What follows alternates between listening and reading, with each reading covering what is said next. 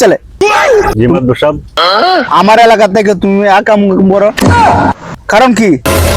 এই মায়ের বাসায় তুমি গিয়ে আকাম করছো কে? মাদবর সাহেব, ওই আমার ডাইকে নিয়েছে, আমার কোনো দোষ নাই। আবার কথা কয়, আমার এলাকা থেকে তুমি আকাম করবা আর এইগুলো আমি দেখবো নাকি? আমি তো বললাম তোরা দুইটা রে বাইরে আজকে অবস্থা খাইল বানাই এলাম। মাদবর সাহেব, আসামি হতে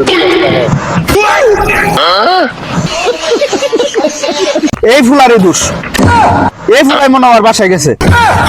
মাদবর সাহেব, ওই আমার ডাইকে নিয়ে গেছে, আমার কোনো দোষ নাই। হেই বেড়া, ওই মায়ের মতো ভালো মাইয়া এই এলাকার মধ্যে আছে? হেই বেড়া, তোরই সমস্যা।